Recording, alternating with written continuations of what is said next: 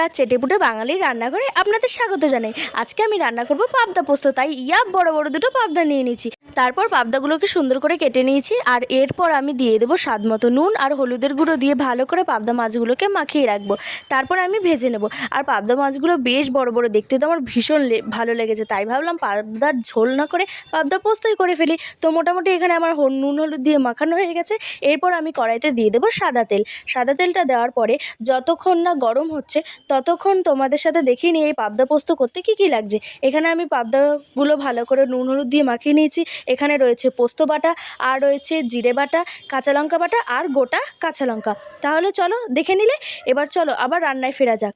তো মোটামুটি এই যে আমার তেলটা গরম হয়ে গেছে, এবার আমি একে একে ওই মাছগুলো ছেড়ে দেবো।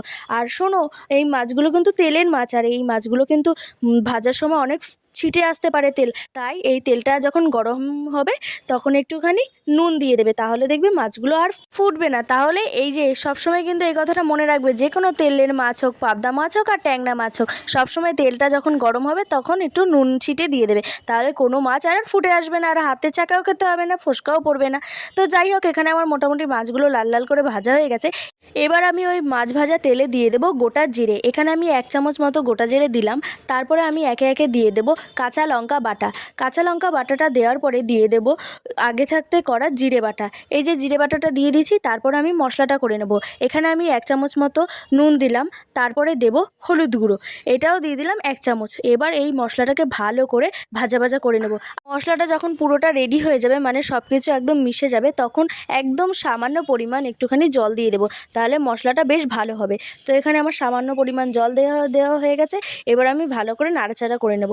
তো এই যে মশলা আমার রেডি হয়ে গেছে, এরপর পরিমাণ মতো জল দিয়ে দেবো, যেই জলে মাছগুলো সাঁতার কাটবে।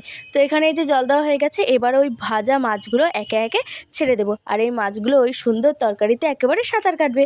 তো এখানে মোটামুটি একের পর এক এই মাছগুলো আমি দিয়ে দিচ্ছি। পাবদা মাছের ঝাল তো তোমরা সবাই খেয়েছো, তবে এই পাবদা পোস্তটা একদিন ট্রাই করে দেখবে, ভীষণ ভালো লাগে। মাছগুলো দেওয়া হয়ে গেছে, এবার মাছগুলো প্রায় 10 মিনিট মতো রাখবো, তবে ঢাকনা দেবো না, ঢাকনা দিলে কিন্তু লেগে যাবে আর মাছগুলোর ঝোলটা কিন্তু বেশি টেনে যাবে। তারপরে এখানে আমি আগে থাকতে পোস্ত বাটাটা দিয়ে দিলাম। এখানে আমি 2 চামচ মতো পোস্ত বাটা দিচ্ছি, একটু বেশিই হবে। তো এই যে মোটামুটি আমার পোস্ত বাটা দিয়ে দিয়েছি।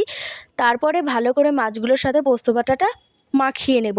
আর মোটামুটি তোমাদের পাবদা পোস্ত হয়েই গেছে, তবে কি পোস্তটা যতক্ষণ না এই তরকারিটার সাথে মিক্স হচ্ছে ততক্ষণ একটু ফুটতে দিতে হবে।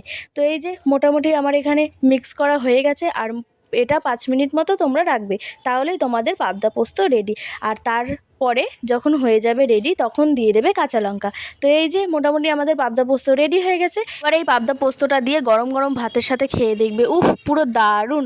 তো বন্ধুরা, এই ভিডিওটা এখানেই শেষ করছি। রেসিপিটা কেমন লাগলো অবশ্যই কমেন্ট করে জানিও, ভালো লাগলে আর একটা লাইক করে দিও। আর হ্যাঁ বন্ধুরা, চ্যানেলটা সাবস্ক্রাইব করে আমাদের পাশে থেকো। তোমাদের সাথে দেখা হবে অন্য একটা নতুন রেসিপি নিয়ে।